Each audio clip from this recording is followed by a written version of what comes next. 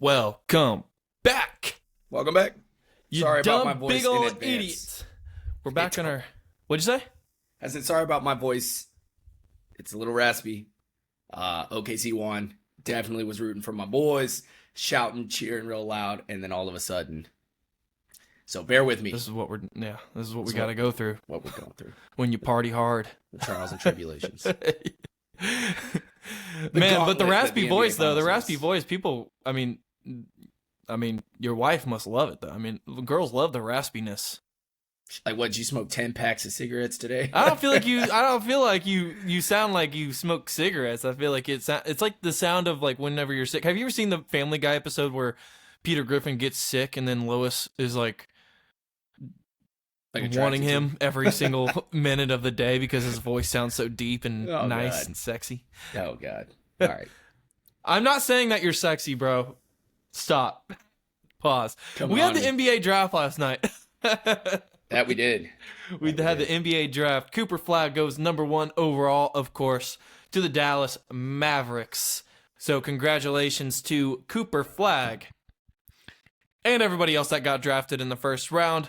3 Duke alums got drafted in the top 10, so that was cool. What's going on there? Why is Duke always... It's just pristine, man. Just a pristine program. With or without Coach K. I mean, they just got it. Everybody wants to go to the Blue Bloods. Either them or Kentucky pretty much every single year. But yeah, we had a couple Rutgers guys in there. We had VJ Edgecombe from Baylor going third to the 76ers. I wonder what the 76ers are going to do this year, but yeah, they're in trouble. But back to Cooper Flagg. This guy is probably the most top-rated recruit that we've seen in a long time. And we say this a lot. I understand that every single year. I mean, obviously Victor Wembanyama coming in, that was a really high draft. Zion Williamson was a really, high prospect coming in out of Duke, of course. But Cooper Flagg, I feel like when we talk about all-around game and potential for a 6'9" guard, I mean, what is the ceiling for Cooper Flagg going into the NBA? Yeah. His ceiling is going to be, if he looks up to anybody, Larry Bird's got to be it, man. This guy kind of... Because he's white? He's just built like him, bro. 6'9", almost 6'10".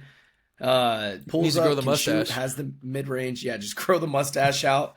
And he's got that lankier build. I mean, obviously he's But he's not a shooter, though. He's not a shooter. He's definitely more of a attack guy, Like, he wants to get downhill. And he talked about that after the draft. He spoke on what he had developed over the course of the season there with Duke, and he said he really developed into more of a shooter. Obviously, that is one of his weaknesses, especially when you go into the NBA. Even guys that you think are good at shooting in college come to the NBA, and for some reason that line looks like 20 feet farther than what the college line looks like. And you go watch like some of the summer league games, man, where all the college athletes going into the NBA are like shooting up threes, they're airballing them and shit. And it's like, oh my God, this looks bad. So the NBA, that's what they do, though. They just create shooters. I mean, you go to the NBA, you have to take your shot because defense is stout. And I think he's got a whole lot of potential. I think it'll be good for him to learn from Anthony Davis and Kyrie Irving down in Dallas. I think he can have a lot of room to grow. He's not going to be able to handle the ball like he is in college right now. I'll tell you that. Right. NBA defense is too stout, too quick. He's going to have to work on his handles there. I don't know what kind of role they're going to fill him in at. Maybe kind of like a power forward type of player, maybe alongside Anthony Davis, work in that rotation. I don't see him controlling the ball as much as he is in college now. Mm-hmm. And I don't see him dunking over people as much because everybody's big in the NBA, but you can't count him out. He is going to, I don't, most likely going to start him. I mean, they drafted him overall. Oh, for sure. They're going to start him. Yeah, they got to. I just think he's going to have a couple more years to get to that level that everyone expects him to be at. Oh, for sure. Yeah, I agree. Like, It's going to take 3 to 4 years. Obviously, with every prospect that gets into the NBA, I mean, we talk about guys that are, even second-round picks that go in and make a name for themselves 6 or 7 years in, right? Mm-hmm. And the same for number 1 overall draft picks. I mean, we can go all the way back.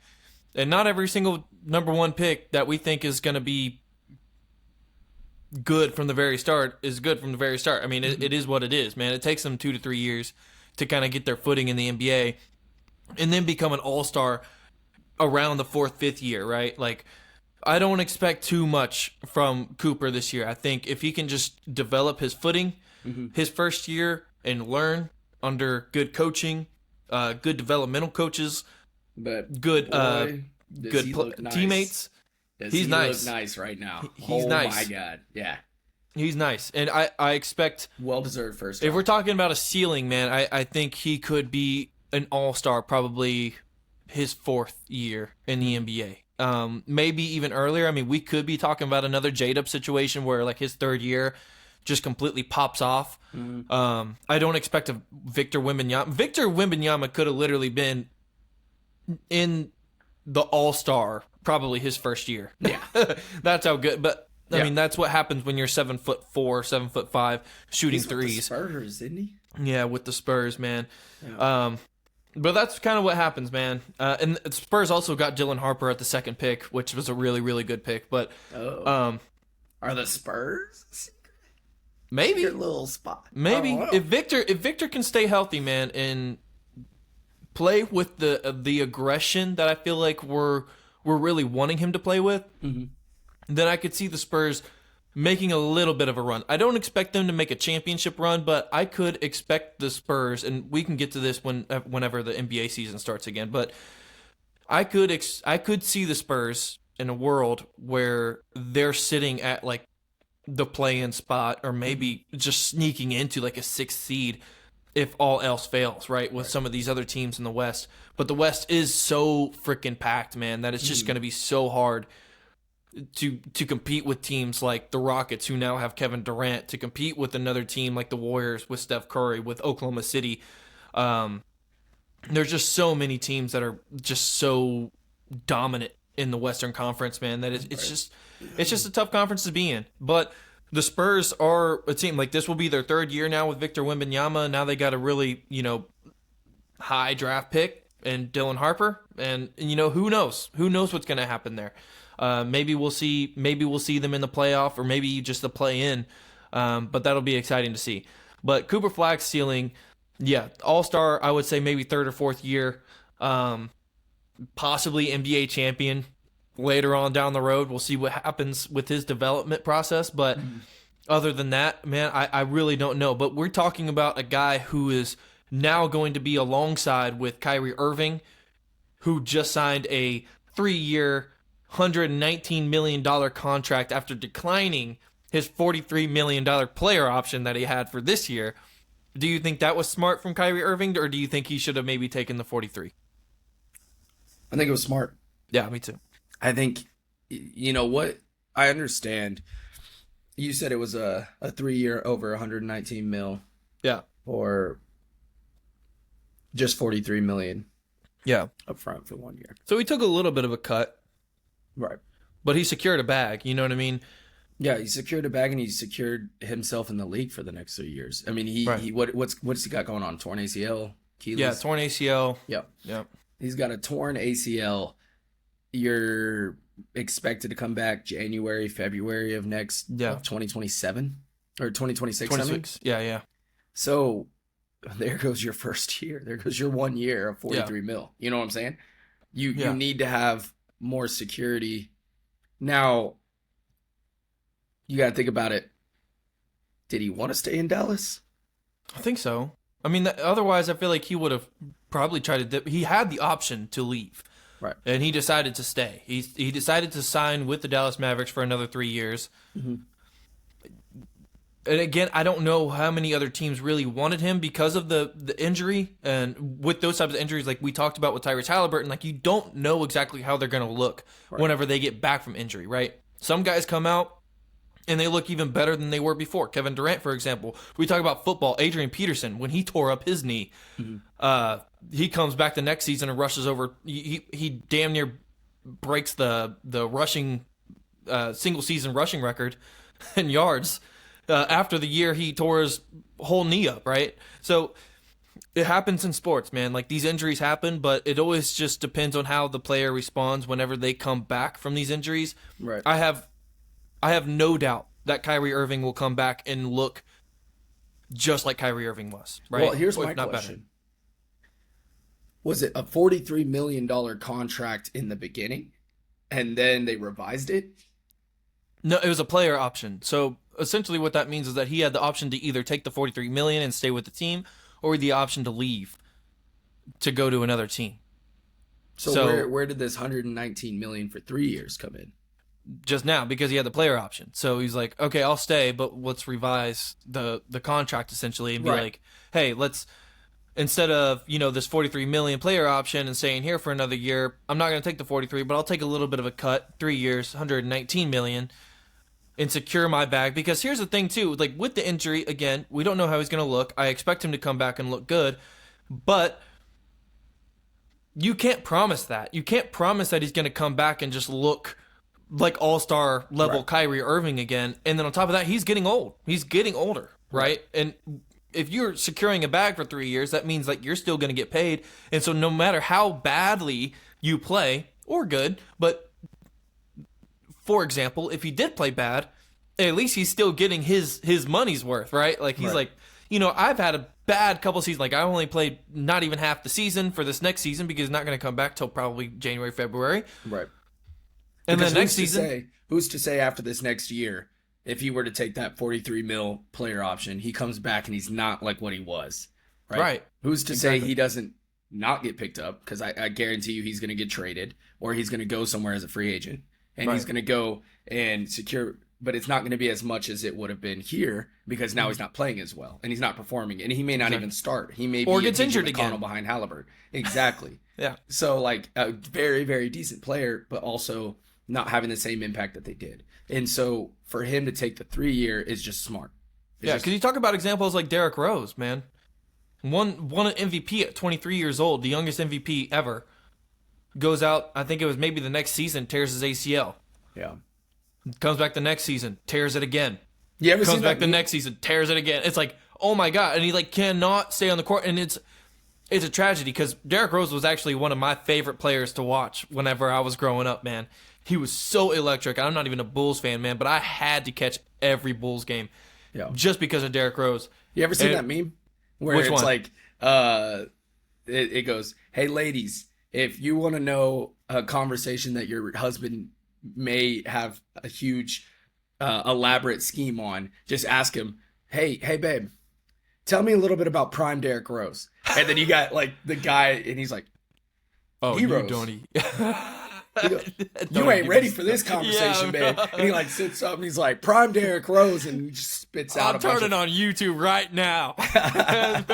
Like, let me show you what prime Derrick Rose is like. That came up on my feed pretty People recently. don't even know. That's funny. They don't even People know, don't even man. know about D-Rose. But it's unfortunate because these things happen, though, man. Like, you get Right. injured, and then you get injured again, and then you get injured again, and it's like these things do happen. It's a part of sports. It is a part of sports. So we don't know how Kyrie Irving's gonna. So I think my take on it is that I think it's smart that he took the $119 million, took a little bit of a cut. It's fine. Secure your bag for the next 3 years. Let's see how you look at the end of your third year, and if you're good enough to stay and play, another 2 years with Dallas, by all means do it. If you're good enough to get traded to another team and just be more of that veteran presence on another team, right? You can still take that as well. But at least you're securing a bag for 3 years. Speaking of injury, though, I hate the cop-out that I keep seeing with the Oklahoma City Thunder and all the haters for them. They're like, oh, let me show you some clips of why OKC Thunder won. And then they'll go through multiple clips of all these people getting hurt. And I'm like, dude, sports in general, there's going to be injuries. Yeah. It's a gauntlet. It is a long season. It is an exhausting season. You're running suicides up and down the court. People are being very physical. They want to win. They want to secure a higher seed in regular season. And then in the playoffs, people are getting body tackled both ways. It's a very, very physically demanding sport. And leg injuries happen all the time. And it sucks. And I'm sorry that, your hero of your team may go down and injured. But never, ever get to that level of shaming somebody's win and diminishing what they did all season long to blame it on injuries. Oh, you just didn't get the best of everybody. No, they've been getting the best of everybody's. You cannot sit there and tell me that Oklahoma City has not dominantly beat these teams all year long. And for it to come down to the playoffs and you're saying, oh, the only reason why they won is because they were hurt. No, that happens every single season, though. Every single season. And like when Kevin Durant got hurt with the Warriors, man. It's like, it happens almost every year. It's like there's key pieces that go missing, right? Because due to injury, and then another team wins, and it's like, well, if so-and-so didn't get hurt, then this team would have won or whatever. Like, put an asterisk by their championship. And I saw that fucking take from, I think it was First Things First from ESPN. I hate that fucking show. One of their bits this week was, does Oklahoma City deserve an asterisk by their championship in 2025? I was like, what the why is that even a conversation? That is so fucking dumb. And the reason that is so stupid, is because, do you ever fucking see the NFL do that? Do you ever see the NFL being like, oh, should we put an asterisk by the Chiefs championship or the Eagles championship this year? They don't do that shit because they respect their fucking sport. Explain to people what having an asterisk is insinuating. It's saying that, like, it's like, yeah, they got the championship, but did they really deserve it? Right. Did they really earn that championship? That's what it's essentially saying. It's like, why is that even a conversation, though? Every single team that wins a championship earns the fucking championship. They've had to play the same amount of games as every other team in the NBA. They had to win 4 out of 4 series in the postseason to win a fucking championship. If your team didn't do it, I'm fucking sorry, but they just didn't do it. They just couldn't get it done. They're not good enough. If you were good enough, you would shoot better. If you were good enough, you would have played better defense. If you were good enough, you would have won the fucking games. Period. Right. Period. And that'll get us to our next take. Actually, first, before that, do you think the Dallas Mavericks are a contender next season? They have a possibility, but I don't think they're going to be able to compete as strongly in the West. Yeah, because Anthony Davis is going to have to basically carry the team. And not get injured, because he's injury prone too. Yeah. And people are going to have to put their faith in Anthony Davis like they did with the Lakers. And so, as shoddy as that may have been, I'm sorry. I almost spit on my coffee. I mean, like, everyone was like, oh, dude, Anthony Davis and LeBron are going to be the best duo since LeBron and D-Wade in fucking Miami Heat, right? Yeah. Oh, my God, they're about to go crazy. What happened? They did win a championship in 2020, though. With Alex Caruso. Yeah, see, that's the reason that they won that thing, bro. That's the reason because you had Alex Caruso out there balling like he usually does. But that people aren't ready for that discussion. People are not ready. I don't have as much faith in Anthony Davis as I do in Kyrie coming back prior to January. I'm sorry. I just don't think Dallas is going to be as big of a contender. They gave up Luka. Yeah. Jeez. Yeah. They gave up Luka, their best scorer, and then Kyrie goes down. And then now you have Anthony Davis that's going to have to somewhat take a rookie. And I think that's what they're hoping for, though, right? It's like, Anthony Davis, if you can just put us in contention for the playoffs until Kyrie gets back. Until Kyrie gets back and Cooper Flagg. Then they might squeeze in there, bro. Freaking rookie of the year, man, and just go off ball. And I'm not saying Cooper Flagg doesn't have the capability. And he's on a great team. Look at what he's doing. Because it's not like Cooper Flagg is getting, he's not getting drafted to the fucking Charlotte Hornets, dude. Like, he's not getting drafted to a stinker of a team. Yeah. He's with the Dallas Mavericks, who went to the finals 2 seasons ago. So it's like, they lost to just a better Boston Celtics team, but then you go out the next year, you go out and trade your best player out of nowhere, go get Anthony Davis, and now you're like, and everybody's shitting on Nico Harrison for making the trade, but now it's like, hey, is Nico Harrison actually a diabolical genius? Like, we have Kyrie Irving and we have Anthony Davis, and now we're getting the number 1 pick in the draft in Cooper Flagg, which is going to be a future All-Star. I don't know. I don't have words. It's all part of his elaborate plan, his evil plan. Yeah, I guess. I just don't. I don't think they're going to be. To your question, I don't think the Dallas Mavericks are going to be as a contender next year. I just don't. Yeah, no, I don't either. I don't think they have the. It won't be this season. I think like the Lakers too. Even when they got Luka, they still don't have a big man. They don't have the pieces around Luka, LeBron, and maybe Austin Reeves at times. Oh, sorry about that. Uh-oh, something's happening. Tornado warning up here in Minnesota. What? Yeah. That's weird.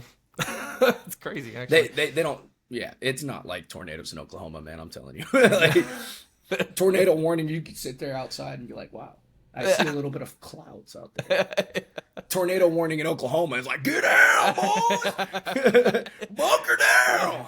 We're still sitting outside in Oklahoma just waiting on it. Yeah. Just waiting to see it until it's like a football field away, and they were like, all right, let's... Yeah. Dude, in Oklahoma, too, you got the freaking tornado sirens going off like... Yeah. And everyone's like, what's going on? If you're not from Oklahoma, you're like, what's going on? We're getting raided. We got bombs. Like, we need to get underground. It's like, nah, brother. This is every Saturday at noon. You crack open a beer. Out the tornado sirens. Crack open a beer and sit outside, wait for the tornado to hit your house. Oh my gosh, dude! And in Oklahoma, they test out the sirens every Saturday at noon. So if you're not from Oklahoma, you're like, "What's going on? I thought it was a good day outside. What's going on?" It's all don't sunny. worry about it. We're just testing out the batteries to make sure they work because we get tornadoes out of nowhere. Yeah, it'll be middle of February, and it's like, oh, we have a tornado. Yeah, you can expect everything in Oklahoma. All right, moving on. Pardon that going back to people talking about Oklahoma City's championship. Mm-hmm. The parade propaganda right now is wild. People are talking about Oklahoma City. The parade was terrible. There was no people there. And I've seen screenshots of the parade probably 5 hours before it began. There's like not that many people in Oklahoma City yet, on a Tuesday morning. And there's a screenshot of like people, like there's like maybe 5 people on like one corner of a section of like where they're driving from, and it hasn't even started yet. And people are like, this parade is whack. And it like compares it to like big ass Los Angeles, cities like LA, Boston, Celtics, or New York, or Denver, like these big, like, bro, it's Oklahoma City. Man. Yeah, like, Cleveland, like, dude, what do you Miami. Expect? Y'all shut up, man. Shut up, man. Because they did what they could. Bro, go watch the Oklahoma City parade. Like, go to the Oklahoma City Thunder YouTube channel and watch the parade. Just go to like one section of it and just see how many fucking people are there. It's packed. It is so packed. And especially for a Tuesday morning in Oklahoma City, people are working, man. People are working. Yeah. They don't have time. Like, there's people, if it was on a weekend and they had maybe 4 days notice to be like, hey, parade 4 days on a Friday or Saturday, like, I'm there. There's probably going to be more people there, and it was still packed. Like, I don't on mean a to Tuesday, get, man. I don't mean to get political or anything, but Oklahoma, there's a bunch of workers. They're all working from 9 to 5. Mm-hmm. I'm stupid. Don't listen to me. It is what it is, man. But it's true. It's true. People are working, man. True. And again, it was on a Tuesday. So what do you expect, man? But the cool thing is that Mayor Holt actually came out on stage and gave a specified day for every single player on the team, including Sam Presti and Mark Daignault and Clay Bennett. They gave a specific day throughout July, or June, the rest of June and July, I think, for everybody that was on that team. So I think SGA Day is on July 30th. So I'll be celebrating that. Just kidding. It's Christmas over here in Oklahoma on July 30th. Put a statue up for this man, dude. He deserves it. Is he the best player in Oklahoma City Thunder history, do you think now? SGA? Yeah. No. Really? Yeah, I still think Kevin Durant's the best player to ever go through OKC. Yeah, I think a lot of people think that. I'll say SGA just because he couldn't, or he did the thing that nobody else was able to do. Is it's easy for me to say Kevin Durant because he's had more years in the NBA for me to watch. I mean, look at the impact he's had with the Golden State Warriors, right? With the Nets, with any team he's been on, Kevin Durant has been a huge factor, right? So it's easy for me to say Kevin Durant because I'm looking at his career from a longevity standpoint. Now, 5 years from now, my answer may change and say SGA, hands down, has been the best player to go through there. Now, SGA is one of the main reasons why, if not the main reason, why OKC ended up winning a ring, right? And KD couldn't get it done in OKC. Right. So, but I still think from a player standpoint, KD that would be my easiest answer. I'll say SGA. Okay. Like I said, because of he was able to do what Kevin and what Russell were not able to do whenever they were in Oklahoma City together, even with James Harden on the team as well. So, and then on top of that, 2016 they're up 3-1 on the Warriors and still couldn't get it done in the Western Conference Finals. So, obviously you can make the argument too, like with Kevin and Russell, it's like, yeah, the championship that you went to, you're facing LeBron, D-Wade, Chris Bosh, juggernaut of a team. Obviously, I think everybody had the Heat winning in that series. Yeah. So it is what it is. But I will say that SGA now, he's done what nobody else was able to do in Oklahoma City and got their first championship into Oklahoma City. So I got to put my money on SGA. Gosh darn, man, is it hitting your house? It's coming, dude. Take shelter immediately. Seriously? Oh. Is it actually really close?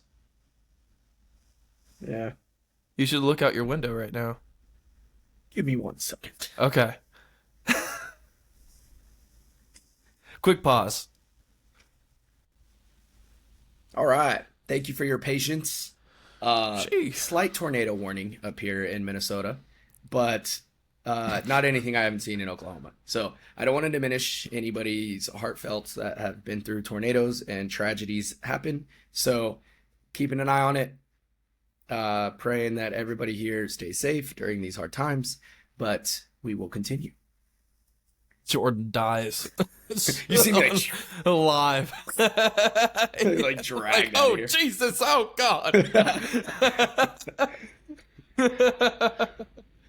Oh, man. Back to the parade. I just thought it was funny because also Mayor Holt was introducing everybody and made everybody else come up, or some of the players come up, right? SGA had some words. I think Aaron Wiggins had some words. And then they brought up Jalen Williams from Arkansas. And he goes through his speech. He's always cheesing. And he goes, at the very end, he goes, and now we're fucking champions. And then you see Mayor Holt, and he's putting his head down. I was like, oh, God. Oh, that was so funny. Mayor Holt couldn't stand it. He's like, there's children out here. Have you seen that video of Chet when he's like thanking, Sam Presti and all them, and he's like, and he stutters? Like ESPN reposted. Oh, he's like, let me lock in. Yeah, and it's that. And he turns to Jay Will, and Jay Will's butchered that, bro. And he's like, stop, let me lock in. These shades on. He's probably baked out of his mind, like, bro. They were all messed up, bro. There's some videos that came out where they're drinking some sort. I think it might have been like some tequila or something. But obviously, J Will and J Dub have to make a TikTok before the parade, and they're dancing, and they had like these bottles in their hand. I'm like, oh, God, they're getting messed up right now. Yeah, they look like they had a lot of fun, man. But yeah, Pacers fans are raging right now, and I never put the Pacers fans on that type of pedestal, right? I've always kind of assumed that it was more of LA and Miami, New York, all these big market teams. But Jordan, I want you to take a listen to this right here. All right. This comes from, what account is this, man? Mostly Sports Show on their. I found this on Instagram. But none. I hate watching. I think that's the problem. I think he's the worst. I think he's the worst MVP of my lifetime. I think it's a disgusting watch. I think the Thunder are a blight on basketball. I think the way they play is disgusting. I think that there's this idea that they are a team, a bunch of young guys that come together and play great team defense. They don't. They hack the shit out of guys. SGA has zero bag whatsoever. He pushes off on literally every basket he scores. And then the refs just, for some reason, don't call it. And then the commentators do their best to carry water for him, and they're like, woo, creating separation right there. Who, like Doris We all Burke? saw it. He put his shoulder down. He pushed off. That's the only move he has. He either gets fouled and goes to the free throw line, or he hits the mid-range jumper that then Doris Burke and Richard Jefferson say, well, look at how good he is at getting to his spot and creating separation. And then they slow-mo it, and we just see the same play over and over. We all know how he does it, and they for some reason don't call it. It drives me up a goddamn wall. I have zero respect for it. Oh, yeah, my God. he starts off saying, I have zero respect for SGA. Wow. What are your thoughts on that one? I'll show you what he's wearing, too. All right, yeah, let me see. Oh, Pacers hat? Yeah, what a great representation of a middle-aged Pacer fan. Dude. I think he's rage baiting. I think that's what he's doing. He's trying to get clicks. He's trying to get views. There's no way you can actually confidently say that you think SGA is the worst thing to happen to the NBA. If you actually understand and know ball. And to talk about Oklahoma City as a whole, you have to look at the accomplishments they've had all season long. 68 wins. You can't just be a Pacer fan and lose on Game 7 in the NBA Finals and say, that's the worst thing I've ever seen. Dude probably only watched the NBA Finals because his team was in the NBA Finals. He's the type of guy that as soon as Pacers lose, then he's like, I'm not watching the rest of this season. Let me go ahead and turn on the WNBA, right? Like, he's just angry. He's rage baiting. It's kind of hilarious to see a middle-aged white man with a Pacers hat and just dogging on the team that just beat you. I mean, if the Pacers deserve to win, they should have won. And you mentioned 68 wins, so I got another clip for you real quick from the same podcast. Okay. I think it might have been the same day, but yeah, here it's another guy. The most point differential of all time. They have a player who now is on the list of MVP, Finals MVP, and scoring title winners. Mm-hmm. They have everything on paper that you look up in 25 years and you say, wow, remember that. Except you just won't. This is going to be the most forgettable title team probably of our lives. There's something between their accomplishments and watching them play that is missing. If you watch the 96 Bulls play, if you watch the Warriors, if you watch any of these great teams, you see it. You don't know how to describe it. You don't know how, you just know that you see it. Okay. You don't see it with this team. You see a team that knows how to bend the rules. You see a team that knows how to flop. You see a team that knows how to get to the free throw line. You see a team that knows how to do all the dirty things and the little things, and that's great and that's good, and it won them a championship. But you don't see the all-time great team that paper tells you ought to be seeing. You know what I heard there? He said, if you think about he was the Bulls and seen, and I just don't think on paper, something about a paper, and yeah. I mean, he goes, if you think about the 96 Bulls, if you the Warriors, I'm like, you can't even think of another good team. What? Oh my God. He's like, you can't even describe why they're good. It's like, what are you talking about? You can't describe how the 96 Bulls were good? You can't explain how the Warriors were good? He's like, are you a fucking idiot? Let me completely discredit anything I say after this point. Okay, now I'm going to speak. I'll show you what he looks like, dude.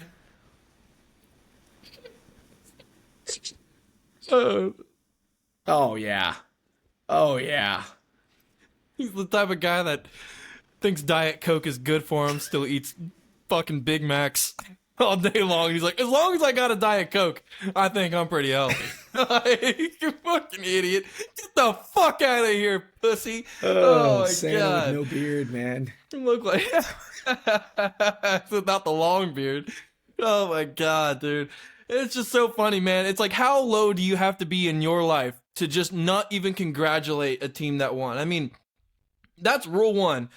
And the reason that makes me think that he's never played sports before is like, that is the first thing that you learn whenever you're a young kid and you lose a game. You still have to line up and give people high fives going down the high five line, you know? And it's like, that is sportsmanship 101. You just give credit where credit is due, no matter how bad it looks. You got to give credit where credit is due. But yeah, he did mention 68 wins, best point differential in the NBA history. And why I give Pacers so much credit for this series is because they didn't fall for like the, hey, Oklahoma City's just playing aggressive, we're just gonna allow them to play aggressive. You know what they did? They matched the aggression. The reason that they won 3 games is because they matched the aggression that Oklahoma City was playing with. And we talked about Game 6, man. Those calls were going towards the Pacers, man. Like, they got calls. It's not like they weren't getting calls. It's not like SGA was just flopping around everywhere. He was literally getting bodied all game long. And SGA, guess what? He was like, you know what? They might be bodying me, but I'm still going to try to get to my spots regardless. When everything fails, when our team is shooting, Oklahoma City shot like sub 20% from 3, and they still won the series. Yeah. Still won it. It's like, what else do you want? You're going to dog on SGA when literally your Pacers team said, we might as well just wake up and give SGA 30 points. Imagine your team is saying that about, we can't stop him. It's literally, we're going to come out and say, we can't stop him. He's going to put up 30 plus. And you're going to sit there and dog on SGA and say, discredit his natural ability to play the game. Yeah. It's terrible. It's a terrible take. I think it's insane. It's insane is what it is. You're bro. rage baiting. I'm honestly impressed we're even giving you the time of day to respond to this. It was just hilarious. It popped up on my feed. I was like, oh my God, the Pacers fans are really coming out now. And again, I don't think every Pacers fan is like this, because I actually do like Pacers fans. I root for our small markets. But it's really do. Easy. I hate seeing it. It's not just in Pacers. It's ESPN, NBA. Oh, I wouldn't say NBA. They do a pretty good job at showing highlights and takes on both sides and congratulating the winners. But sometimes these really, really hot podcasts that have a whole lot of attention, Bleacher Report, ESPN, they repost these things where these terrible fans are sitting there and saying, like I said earlier in the pod, I'll show you guys clips of why OKC won, and it's all of the other athletes on other teams getting hurt. Like, that is such a slanted and terrible way to look at a team and why they won. It's awful. It needs to be out of sports. But it is sports at the end of the day. It's sports. Like, Halliburton started hot Game 7, dude. He was 3 for 4. And they had a chance to win the game. And it's unfortunate as it is. Like, he just got hurt, man. It is what it is. It happens all the time. And Oklahoma City's fortunate enough to just have depth. Can you push pause real quick? Yeah. All right, we had another tornado warning. Yep. Bear with us. It's going to be kind of a choppy stream. Yeah, it is what Choppy it is. pot. We'll cut some of it. But yeah, to go back, Oklahoma City has depth. They're able to use that depth regardless if they're shooting well or not.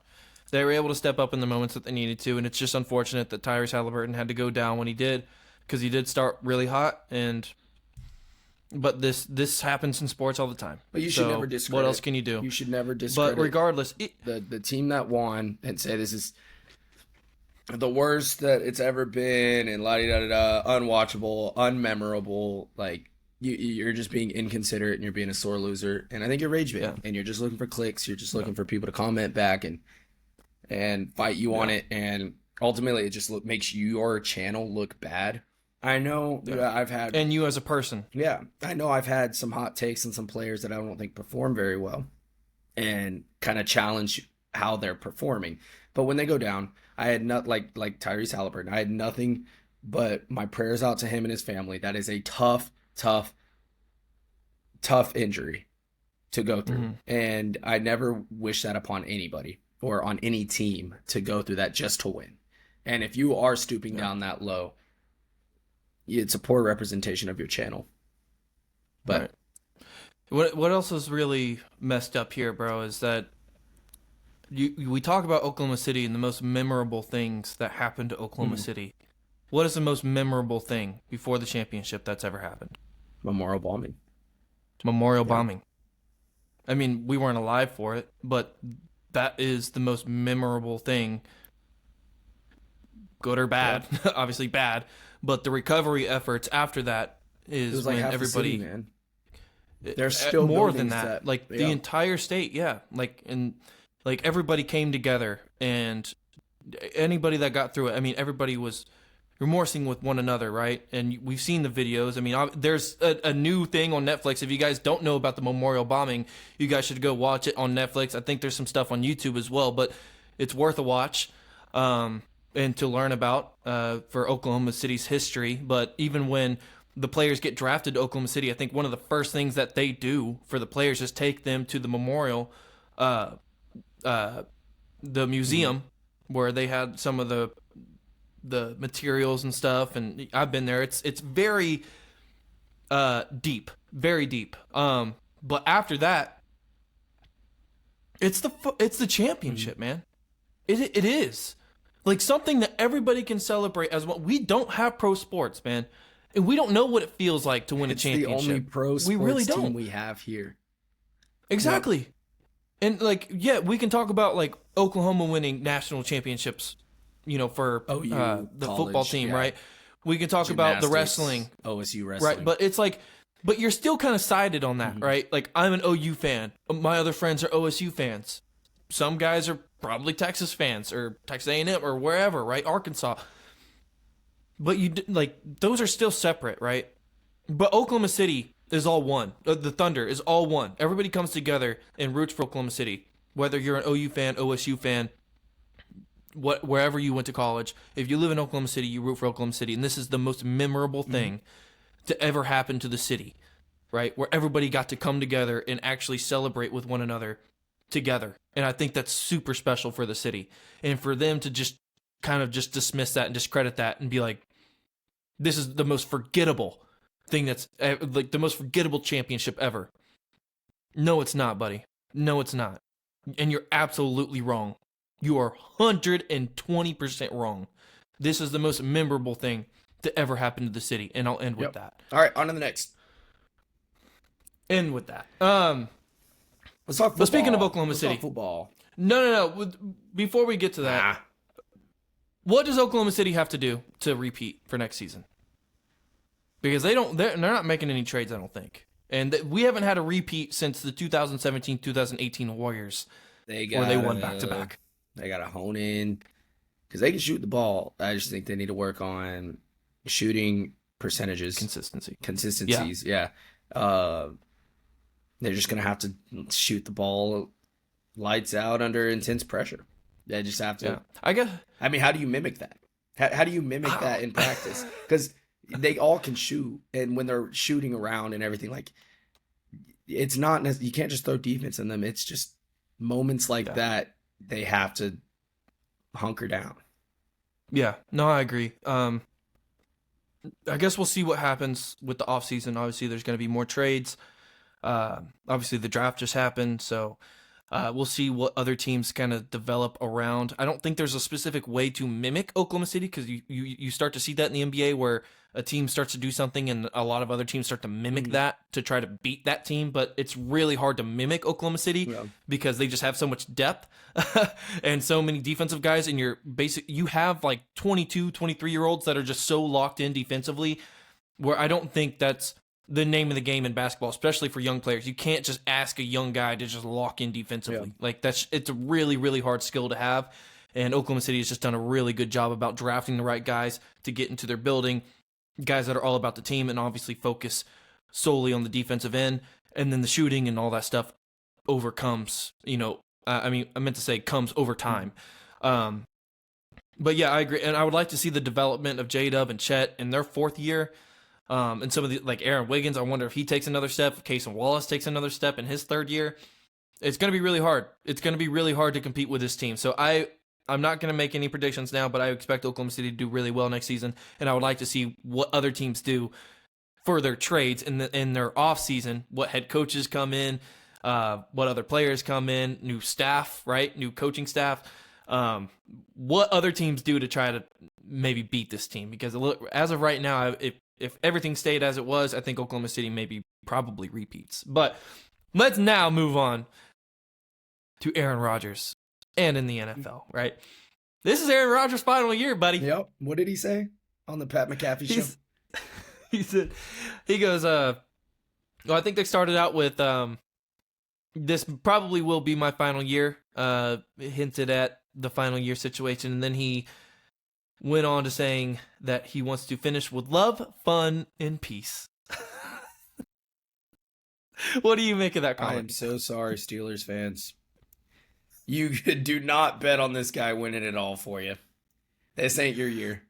Like, imagine fucking Pittsburgh fan being like, oh yeah, we're gonna win through love and peace and tranquility.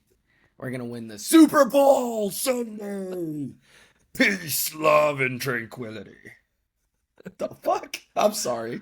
Sorry, Pittsburgh. It's not your year. On to the next. You got Aaron Rodgers. Bring some money home. That's about it. That's all you have to look forward to. Like, good. Like, Russell Wilson, ass. So, go ahead. Bring Aaron Rodgers in to take that spot. But, man, I do not, like, good. You're going to get another winning season. You're going to have no shot at a title. On to the next. Yeah. That's my take. But I think they're probably getting an upgrade, right, from the Russell Wilson, Justin Fields situation, right? Like, you are, even at 42, it's like you still do have Aaron Rodgers who can do some stuff for you. Now, whether or not, again, I think it depends on health, if he's able to play the entire year. But I guess you just hinted at it. But what are like the expectations for Aaron Rodgers this season? Solely Aaron Rodgers. I mean, we're peace and love. That's it. You're going to have a chill Aaron Rodgers, man. Last year, peace, love. Yeah. Do you not think do you think you get a better Aaron Rodgers, though? Playing that because he's with Mike Tomlin and because he doesn't have so much pressure from the Jets? Because whenever he got signed to to go to the Jets, to play in New York, they basically asked him to do everything for them. Everything. So you talk about the pressure not only getting there, but then also to just like get hurt on your fourth snap of the year, in your first year, and then you go out the second year, you lay up a bunch of stinkers, and then you do a little bit better at the end of the season, and then it all turns out to be just one big hoax, basically. It wasn't anything to really be looking at. It wasn't like the Jets were ever really in contention ever. So do you expect a better Aaron Rodgers now because he doesn't have that expectation and that weight that's on his shoulders that he did have while he was with the Jets? I see where you're coming at with that. And maybe, like not having to perform on such a high, I guess, under so much pressure. Knowing it's your last year, you're just going to go out there and have fun. And you're just like, this is my last year, collect my bag, I'm with the Steelers, a winning team. Right? I mean, they are a winning team. They average a winning season every year. 18 seasons in a row. Yeah, 18 seasons in a row. Mike Tomlin has not had a losing season yet. I think his main goal with it being his last year is to have fun, not to win it all. And I think if you're thinking fantasy, Aaron Rodgers kind of shitty is maybe a good quarterback pick. I think there are better ones out there. Just based on receivers on different teams. I don't think he has a lot of go-to receivers that are going to make him. DK now, I guess. Oh, DK Metcalf, from Seattle. But after that, it's like, honestly, nobody. Even DK's getting old. He didn't perform as well as he did, and he was fighting through some injuries last season, too. So, I don't really see... And I don't really see them as being... Because I drafted DK, fantasy-wise, pretty early on, like as one of my, second or third picks. And he was just hurt like half the season, man. And but then when he did perform though in certain situations, and you could say the same about like Deebo Samuel too. It's like there's certain situations and certain games where you still see that type of production from those guys, but game to game wise, it's not quite there anymore. And then you're talking about that with DK, and then also comparatively with Aaron Rodgers, where you don't really know if you're going to get the best out of Aaron Rodgers at 42 years old. But also you are with Mike Tomlin, which I think him alone will just win you a few games here and there just because of good coaching. But I think it's all up to the other guys. Like, we can always expect a good defense from the Steelers, but I think they also made some changes to their offensive line. So I don't know if he's going to have the protection that he really needs. So I think there's going to be a lot of quick play, a lot of maybe screens, and, I don't know if there's going to be a whole lot of play actions in there, but you're basically relying on Aaron Rodgers to sit in the pocket 24/7, throw dots all over the field at 42 years old, which I don't know if that's a blueprint for success for this team. So I guess we're just going to have to see, but I do appreciate Aaron Rodgers and coming out and being like, yo, this is actually my final year. That is something I do appreciate. And not people sitting there hoping like, oh my gosh, is this going to be his last year? Are we getting another? But it's going to be cool to see, right? Like, crossing their fingers. Yeah, but it is cool to see that because now you know that's what to expect. So you're just going to see him perform, and be like, do the Steelers play Green Bay this year? I don't know. Like I wonder if they play in Green Bay. I would have to look that up, because if they do, man, that last game, if they do play in Green Bay, man, the ovation that he's probably going to get. Yeah. I'm looking forward to that. Like, after every single one of their games, like, they go out and play whoever, and they're all like surrounded by Aaron Rodgers after the game, win or lose. To me, as a businessman, that's smarter marketing than to have people like wonder if that's going to be your last game with them, right? Like, to come out and say, this is my last season, so this is going to be my last game, like, here in this stadium if we don't end up making the playoffs. In the wild card, most likely. Right. So, like, it's kind of nice, and you're going to get that from the fans all around the U.S. Like, all around. There are Packers fans all around the U.S. There are Aaron Rodgers fans all around the U.S. So, that's going to be cool and nice to see, and I'm glad you said that. Yeah. Yeah. Aaron Rodgers, man. It's been a hell of a run, man. 20 seasons in the NFL. I mean, just one of the greatest to ever do it. But yeah, we'll miss him, man. The new era has officially begun. I think we're all waiting for the Aaron Rodgers retirement and then just being like, okay, now we can start. Even though Patrick Mahomes has been winning all these championships, Jalen Hurts just won this last one, but now it's like, okay, now we're officially on to this brand new era. Like, everybody's gone, But moving on, man. Travis Hunter signs a 4-year, $46.6 million contract with the Jaguars.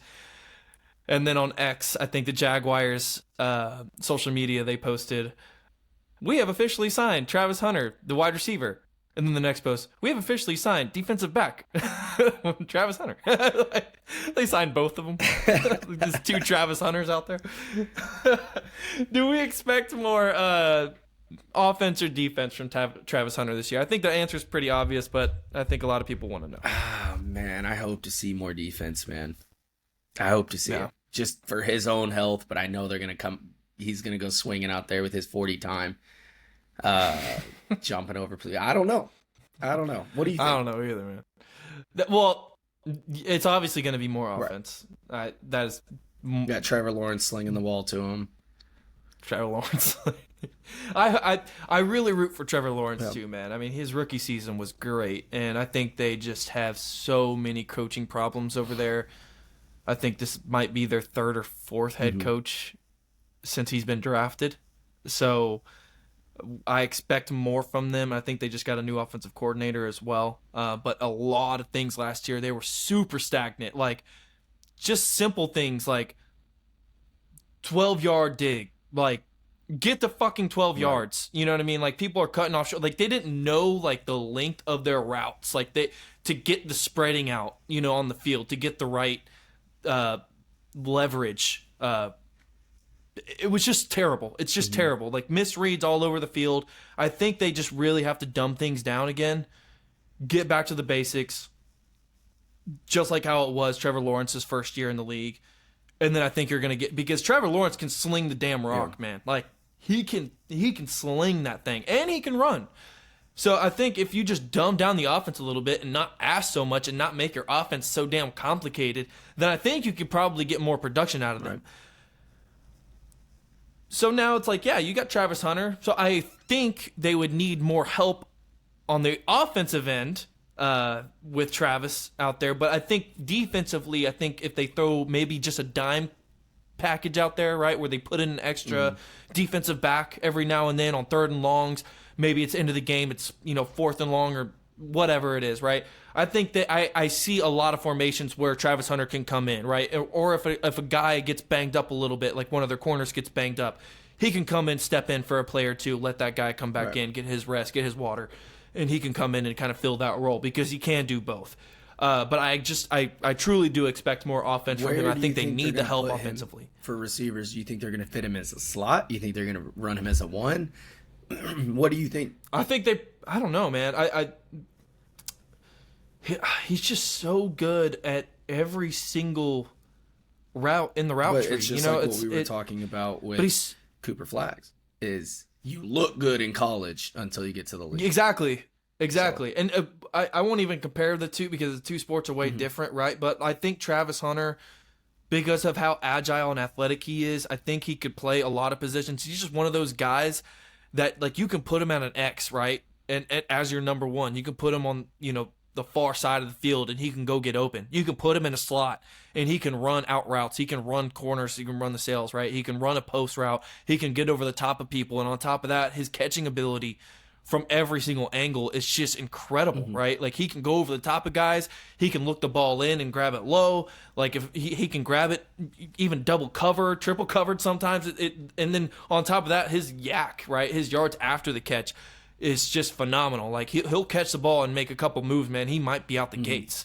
So I don't know if I expect a lot of that this season, but I do expect good things from Travis Hunter this season. Again, and going back to Cooper Flagg, I expect him to get his footing in the league this season, and then I expect him to kind of boom 2nd, 3rd, 4th year and really start to develop himself as a player and establish himself as one of the most dominant presences on the field. I don't know if that made sense at all, but congrats to Travis Hunter, by the way, because that's $46.6 million as a rookie's thumbs up to you, buddy. Yeah. Moving on, last subject, man. Browns are in a 4-way competition between Shador, Dylan Gabriel, Kenny Pickett, and Joe Flacco. Browns have now had 40 starting quarterbacks since 1999. Probably go ahead and make it 41 or 42 this season. Because no matter what, man, whoever they start with, even if it is Joe Flacco, I mean, you could probably expect them to start somebody else at some point in the season because that's just kind of how the Browns operate. Why do you need that many quarterbacks?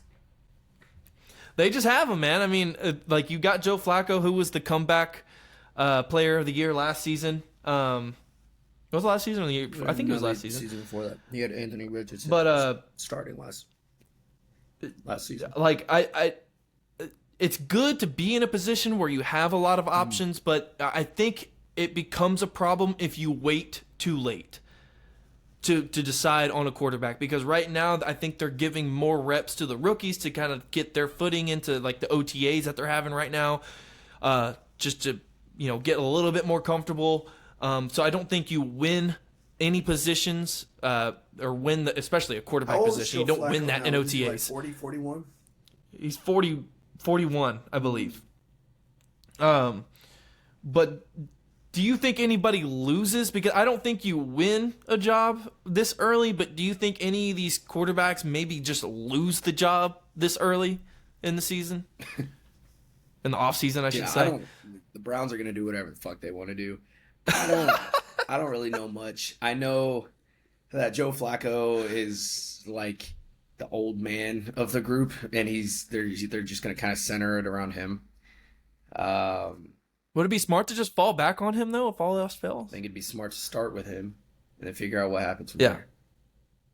Yeah, I think so, too. Like, if they can't make a decision with any of these other guys by maybe beginning of, like, training camp, right. Or, like, midway through training camp, then I think you probably have to fall back on Joe Flacco just because he has the veteran status. He's been through playoff games. He's pretty much done it all, man. He's seen everything in the league. Where these other guys just haven't. Kenny Pickett hasn't proven shit. Obviously, Dylan Gabriel and Shador Sanders, they're rookies. They haven't proven anything, and they haven't even touched an NFL field yet on game day, on a Sunday. So I think it might just be smart to fall back on Joe Flacco. And if I were the Browns, dude, I would be like, yeah, Joe Flacco has the job until somebody else proves that they can take it. So here's what I'm hearing.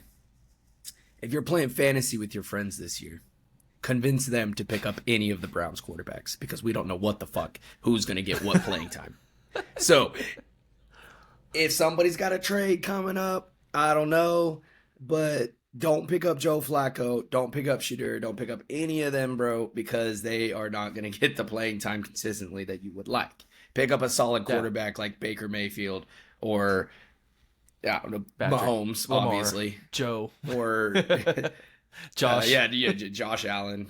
Jaden Daniels. Jaden Daniels was crazy. That was the Commanders team was crazy this year. That was unexpected. They were very good. Wow, the Commanders defense was so fucking solid. If you got the Commanders defense, you did great. I don't know what to expect this year, but if you're looking at quarterbacks, the overall best quarterbacks that you need to be looking at is Jaden Daniels, obviously Josh Allen. Baker Mayfield, always a solid pick. Baker Mayfield was so good too. I traded for him late in the season because he's a dual threat as well. He also had Mike Evans too. I know Mike was dealing with some Evans. He's got Chris Godwin. He was dealing with a little bit of injuries last season with a little bit of concussions. I think he ended up having a couple leg injuries as well. But running back wise, I don't know what the Bucks are going to do. Or Buccaneers, sorry. I don't know what they're going to do. Yeah. Are they going to start Bucky Irving, or are they going to go with It's Rashawn in the name, White? man. It's in the name. Bucky. But they never fully started either one of them. They eventually leaned into like a 50-50. So their running game got better, though. I think Bucky Irving. In comparison to what they did the year prior to that. They were terrible on the ground. And then this year, I mean, it started terrible. And then they eventually started to open it up a little bit, and I think that also helps Baker Mayfield, but they also lost their offensive coordinator. So what they do this year, I'm not really sure. They didn't make any huge moves in this offseason as well, so I don't really know where they go from here. But I would expect still good things from Baker Mayfield. But keep it on the sorry, we're going fantasy. We can go fantasy for hours, bro. But who would you say? I mean, be realistic here, but who do you actually think wins the job in Cleveland? What do you mean? Who do you think wins the quarterback job in Cleveland? Joe Flacco. Yeah. Okay. Like, bottom line, that's it? Yeah, bottom line. Okay. I think at the end of the day, they're going to try out a bunch of stuff, but Joe Flacco is going to be their go-to. Yeah. I could see a world where maybe Shedeur, like his leadership, people are liking him. There's talks around the facility that He's so rookie though. Guys are wanting him to start and be on the field. Like I could see a scenario where that happens. I don't see a scenario where Dylan Gabriel wins the job, but Kenny Pickett, that's a possibility, I guess. I don't really know. But if Kenny Pickett starts, I'm telling you that he's going to get pulled immediately. I mean, I'm talking maybe the first 3 games of the season, they're going to be 0-3. And then he's going to get pulled, and they're going to put either Shedeur or Joe Flacco back in there. Right. I look at Shedeur as a kind of like a Caleb Williams rookie year. Everyone has so much faith in him. They're like, oh, give him the ball, He's going to make plays. And then he comes up against a Denver Broncos defense that puts 5 men up front and blitzes you every fucking play, and you realize this isn't college no more, brother. Yeah. Well, also the offensive line for the Bears just absolutely stunk, man. Caleb Williams did not have any time whatsoever. Where with the Browns, it was just Deshaun Watson just not knowing what the hell was going on. Did not know what was going on. Then you see Joe Flacco get in there and he starts lighting it up a little bit, and it's but maybe there's something even with then the Browns. Constantly reporters will ask you, what's the difference between college and NFL, and they say the release time that you have to get the ball off has to be at least 1 to 2 seconds faster than what you're used to. Yeah, your decision making has to be on point. You have to know where the defense is, what they're set up. And that's why I'm saying they're gonna result in Joe Flacco's instincts and his play style, and they're gonna try to get him to coach and to mentor these younger guys.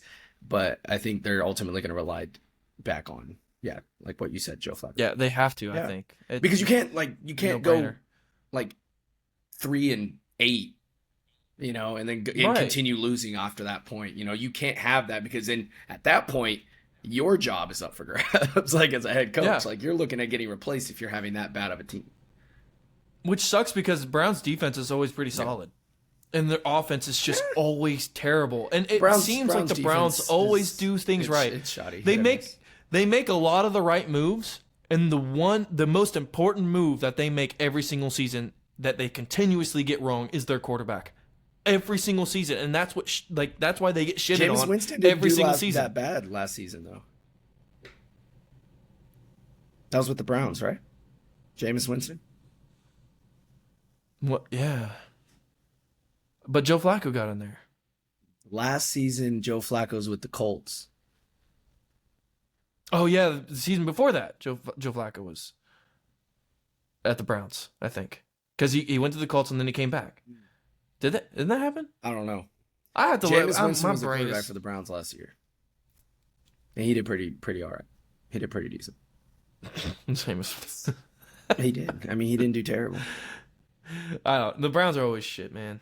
They're always shit, and I think it's just going to continue to be like that. And they're probably going to be on their 43rd starting quarterback since 1999 this season. I just don't expect anything major from them.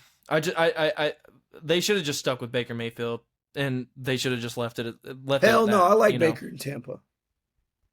I like Baker in Tampa too, but if the Browns wanted, I'm saying they should have never traded him in the first place. He proved that he could give you guys winning seasons. He proved that he can get you guys to the playoffs. I mean, he did everything that you asked, and then there's a season where he gets hurt, and he's playing through it with a shoulder injury that was pretty serious that he had to get surgery on after the season.